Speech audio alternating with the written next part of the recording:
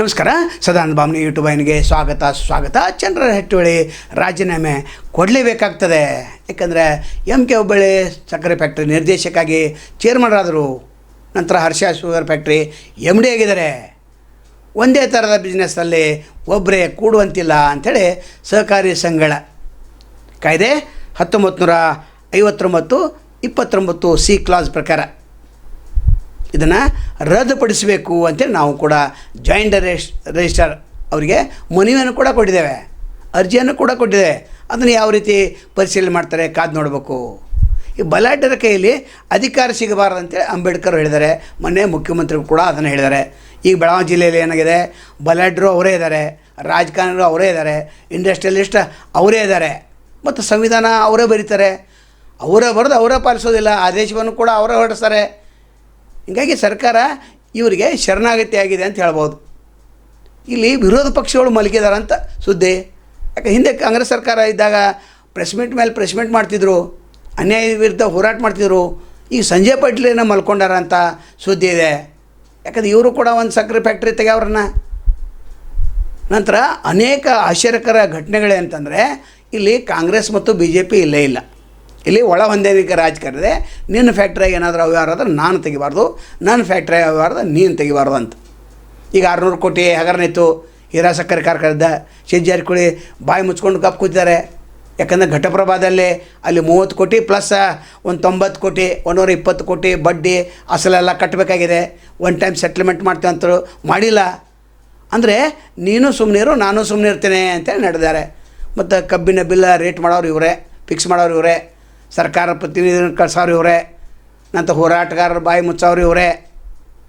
ಅಂದ್ರೆ ಬಲಾಢ್ಯರ ಕೈಯಲ್ಲಿ ಸಂವಿಧಾನ ಸಿಕ್ತು, ಕಾಯ್ದೆ ಸಿಕ್ತು ಅಂತಂದ್ರೆ ಹೆಂಗೆ ಬೇಕಾದಂಗೆ ಉಲ್ಲಂಘನೆ ಮಾಡ್ತಾರೆ ಅವರು. ಇದು ಒಂದು ಉದಾಹರಣೆ, ಚಂದ್ರಹಟ್ಟಿಹೊಳಿದು ಒಂದು ಉದಾಹರಣೆ.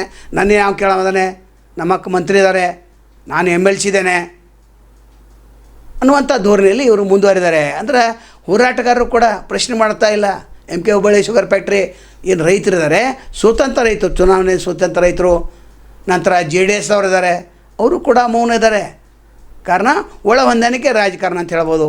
ಇನ್ನು ಬೆಳಗಾವಿ ಜಿಲ್ಲೆಯಲ್ಲಿ ಏನಿದೆ, ಈ ರಾಜಕಾರಣಿಗಳು ಭಾಳ ಕಾನೂನನ್ನು ಉಲ್ಲಂಘನೆ ಮಾಡ್ಕೋತಾರೆ ಬಂದಿದ್ದಾರೆ. ಆದರೆ ಯಾರು ಹೇಳೋರಿಲ್ಲ ಕೇಳೋರಿಲ್ಲ. ಕೇಳಿದ್ರೆ ಅವ್ರ ಬಾಯನ್ನು ಮುಚ್ಚಿಸ್ತಾರೆ.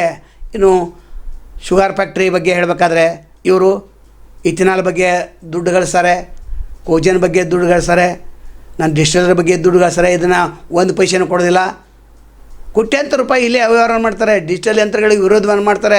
ಈಗ ವಿಷಯಕ್ಕೆ ಬರೋಣ. ಮತ್ತು ಚಂದ್ರಹಟ್ಟಿಹೊಳಿ ವಿರುದ್ಧ ಇಲ್ಲಿ ಸುಮೋಟೋ ಪ್ರಕರಣವನ್ನು ದಾಖಲಿಸಿಕೊಳ್ಬೇಕಾಗಿತ್ತು. ಆದರೆ ಹೆಂಗೆ ದಾಖಲಿಸ್ಕೊಳ್ತಾರೆ? ಸಾಧ್ಯನೇ ಇಲ್ಲ. ಯಾಕಂದರೆ ಮಿನಿಟದಿಂದ ಬಂದಿರ್ತಾರೆ ಜಾಯಿಂಟ್ ಡೈರೆಕ್ಟರ್. ಹಾಗಾಗಿ ಇವರು ಕೂಡ ಮೌನ ಇರಬೇಕು. ಹಂಗಂದ್ರೆ ನಮ್ಮ ಅರ್ಜಿಗೆ ನಾನು ಒಂದು ಅರ್ಜಿ ಕೊಟ್ಟಿದ್ದೇನೆ, ಬಸವರಾಜ್ ಕುರಿಯರವರು ಒಂದು ಅರ್ಜಿ ಕೊಟ್ಟಿದ್ದಾರೆ, ನಾನು ಕೊಟ್ಟಿದ್ದೇನೆ. ಇವ್ರನ್ನ ನಿರ್ದೇಶಕ ಸ್ಥಾನದಿಂದ ವಜಾ ಮಾಡಬೇಕಂತೇಳಿ. ಆದರೂ ಕೂಡ ಅವರಿಗೆ ಕಾನೂನು ಸೈನ್ಯಗಳು ಭಾಳ ಜನ ಇರ್ತಾರೆ. ಅವ್ರು ಯಾವುದಾದ್ರೂ ಒಂದು ವೀಕ್ ಪಾಯಿಂಟ್ ಹುಡುಕಾಡ್ತಾರೆ, ಅದನ್ನು ಇಟ್ಕೊಂಡು ಮುಂದುವರಿತಾರೆ. ಮತ್ತು ಮುಂದುವರಲಿಕ್ಕೆ ಜಾಯಿಂಟ್ ಡೈರೆಕ್ಟ್ ಅವಕಾಶ ಕೊಡ್ತಾರೆ. ಬುಕ್ಕದಲ್ಲಿ ಇರ್ತದೆ, ಅದು ಬುಕ್ಕದಲ್ಲಿ ಕಾಯ್ದೆ ಇದೆ, ಹಾಗೇ ಇಡ್ತಾರೆ ಅವರು. ಯಾವುದೋ ಒಂದು ಕ್ಲಾಸ್ ತೆಗಿತಾರೆ.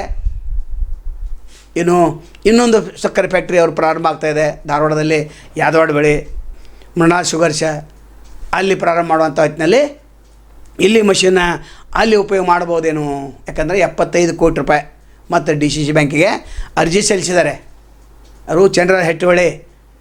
ಇದಕ್ಕಿಂತ ಹಿಂದೆ ಮುಂದೆ ಏನು ಹೇಳ್ತಿದ್ರು, ನಮಗೆ ಸ್ವಲ್ಪ ರಿಪೇರಿಗೆ ಮತ್ತು ಇದಕ್ಕೆ 20 ಕೋಟಿ ಕೊಡ್ಬೇಕಂತೇಳಿ ಮುಖ್ಯಮಂತ್ರಿ ಭೇಟಿ ಇದ್ದಾರೆ, ಸಿದ್ದರಾಮಯ್ಯ ಭೇಟಿಗಿದ್ದಾರೆ. ಸಿದ್ದರಾಮಯ್ಯ ರೊಕ್ಕ ಕೊಟ್ಟಿಲ್ಲ. ಜಾರಕಿಹೊಳಿ ಇದ್ದರು, ಸ್ಥಳೀಯ MLA ಇದ್ದರು, ವಿಠ್ಠಲ್ ಹಲಿಗೇಕರ್ ಇದ್ದರು, ಆದರೆ ಕೊಡಲಿಲ್ಲ ಅವರು. ಯಾವಾಗ ಕೊಡಲಿಲ್ಲ, ಇಲ್ಲಿ ಬಂದರು ಅವರು DCC ಬ್ಯಾಂಕಿಗೆ.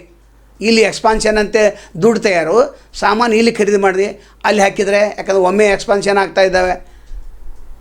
ಇಲ್ಲಿ ಇವರು ಹೊಸ ಫ್ಯಾಕ್ಟ್ರಿ ಮತ್ತು ಇಲ್ಲಿ MK ಹುಬ್ಬಳ್ಳಿ ಸಕ್ಕರೆ ಫ್ಯಾಕ್ಟ್ರಿ ಏನಿದೆ ಎಕ್ಸ್ಪಾನ್ಷನ್ ದುಡ್ಡು ಬಂದದ್ದು, ಅದನ್ನು ಕೂಡ ಗೋಲ್ಮಾಲ್ ಆಗ್ಬೋದು. ಯಾಕಂದರೆ ಹಿಂದೆ ಹೀರಾ ಸಕ್ಕರೆ ಕಾರ್ಖಾನೆಗೆ ಬಂದಂಥ ಮಷಿನ್ಗಳೆಲ್ಲ ಅಲ್ಲಿ ವಿಶ್ವನಾಥ್ ಶುಗರ್ಗೆ ಹೋದು ಕತ್ತಿ ಸಹೋದರ ಅದನ್ನು ಮಾಡಿಬಿಟ್ರು. ಅದು ಕೂಡ ಇಲ್ಲಿ ಆಗುವಂಥ ಸಾಧ್ಯತೆ ಇದೆ. ಯಾಕಂದರೆ ಯಾರು ಏನು ಕೇಳೋಂಗಿಲ್ಲ ಬಿಡೋಂಗಿಲ್ಲ.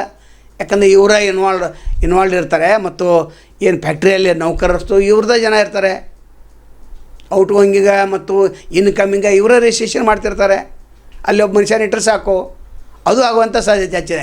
ನಾವು ಮುಖ್ಯ ವಿಷಯಕ್ಕೆ ಬರೋಣ. ಚಂದ್ರಹಟ್ಟಿಹೊಳಿ ರಾಜೀನಾಮೆ ಕೊಡೋದು ಭಾಳ ಸೂಕ್ತ ಅಂತೇಳಿ ನಾವು ಹೇಳ್ತೇವೆ. ಆದರೆ ಕೊಡೋಂಗಿಲ್ಲ, ಯಾಕಂದ್ರೆ ಲಾಭದಾಯಕ ಹುದ್ದೆ. ಇಲ್ಲೇನಂತಾರೆ ಡ್ಯುಯಲ್ ಲಾಯಲ್ಟಿ ಇವರು ಪಡಿತಾ ಇದ್ದಾರೆ ಅಂತ. ಅಂದರೆ ಇಲ್ಲಿ ಕಂಪಲ್ಸರಿ ಅವರು ರಾಜೀನಾಮೆ ಕೊಡಲೇಬೇಕು. ಯಾರು ಬಿಟ್ಟರೆ ನಾವು ಬಿಡಂಗನೇ ಇಲ್ಲ. ಯಾಕಂದ್ರೆ ಅನೇಕ ಯೂಟ್ಯೂಬ್ ಚಾನಲ್ಗಳು ಕೂಡ ಯಾಕೆ ಸುಮ್ಮನೆ ಇದ್ದಾರೆ, ಇದೊಂದು ದೊಡ್ಡ ಪ್ರಕರಣ ಇದು. ಇಲ್ಲಿ ಬ್ರೇಕ್ ಬಿತ್ತಂದ್ರೆ ಮುಂದಿನ ಅವ್ರು ಏನೂ ಮಾಡೋಂಗೇ ಇಲ್ಲ. ಇಲ್ಲಾಂದ್ರೆ 3 ಹುದ್ದೆ ಒಬ್ಬೊಬ್ಬರು ನಿಭಾಯಿಸ್ತಾರೆ. ಯಾಕಂದ್ರೆ ಸರ್ಕಾರಿ ಅಧಿಕಾರಿ ನಿಮ್ಗೆ ಗೊತ್ತಿದೆ, AWಗಳು ಇರ್ತಾರೆ, ಅವರು ಮಹಾಭ್ರಷ್ಟರು ಇರ್ತಾರೆ. ಆ ಭ್ರಷ್ಟನ ತಾಲೂಕ್ ಪಂಚಾಯತಿ ಇಒ ಮಾಡ್ತಾರೆ, ನಂತರ ಇನ್ನೊಂದು PDO ಕೂಡ ಮಾಡ್ತಾರೆ. ಇನ್ನೊಂದು ಇದಕ್ಕೆ ಅಂದ್ರೆ ಒಂದೊಂದು 3 ಇಲಾಖೆನೂ ಒಮ್ಮೆ ಇವರು ನಿರ್ವಹಣೆ ಮಾಡ್ತಿರ್ತಾರೆ. ಅಂಥ ವ್ಯವಸ್ಥೆ ಇಲ್ಲಿ ಸಹಕಾರಿ ಸಂಘದಲ್ಲಿ ಬರಬಾರ್ದು.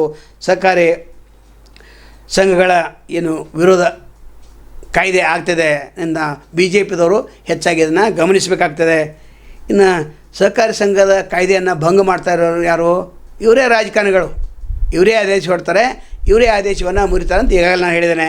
ಇನ್ನು ಮಾಂತೇಶ್ ದೊಡ್ಡಗೌಡವರು ಅವರು ಒಂದು ಶುಗರ್ ಫ್ಯಾಕ್ಟ್ರಿ ಕಟ್ತಾ ಇದ್ದಾರೆ, 150 ಕೋಟಿ ಅವರು DCC ಬ್ಯಾಂಕ್ ಕೇಳಿದ್ದಾರೆ. ಹೀಗಾಗಿ ನಾವು ಪದೇ ಹೇಳ್ತಾ ಇದ್ದಾರೆ, DCC ಬ್ಯಾಂಕ್ ಇದು ಇಂಡಸ್ಟ್ರಿಯಲಿಸ್ಟ್ ಬ್ಯಾಂಕ್, ಇದು ಉದ್ಯೋಗಪತಿಗಳ ಬ್ಯಾಂಕ್, ಇದು ರಾಜಕಾರಣಿ ಬ್ಯಾಂಕ್, ಇದು ರೈತರ ಬ್ಯಾಂಕ್ ಅಲ್ಲವೇ ಅಲ್ಲ ಅಂತ ಅನೇಕ ಸಲ ಹೇಳಿದ್ದೇವೆ. ಕೊಟ್ಟಂಗೆ ಮಾಡ್ತಾರೆ, ಶೂನ್ಯ ಬಡ್ಡಿ ದರದಲ್ಲಿ ಸಾಲ ಕೊಟ್ಟಂಗೆ ಮಾಡ್ತಾರೆ ರೈತರಿಗೆ. ಇಲ್ಲಿ ಚಂದ್ರಹಟ್ಟಿಹೊಳಿ ಯಾವ ರೀತಿ ರಾಜೀನಾಮೆ ಕೊಡ್ತಾರೆ, ಯಾವಾಗ ಕೊಡ್ತಾರೆ, ಸಹಕಾರಿ ಸಂಘ ನಿಬಂಧಕರು ಅಂದರೆ ಜಾಯಿಂಟ್ ರಿಜಿಸ್ಟರ್ ಯಾವ ರೀತಿ ಕ್ರಮ ಕೈಗೊಳ್ತಾರೆ ನಾವು ಕೂಡ ಕಾದು ನೋಡ್ತೇವೆ. ಹಿಂದಿನ ರಾಜಕಾರಣ ಈ ರೀತಿ ಬೆಳಗಾವಿ ಜಿಲ್ಲೆಯಲ್ಲಿ ಯಾರೂ ಇರಲಿಲ್ಲ.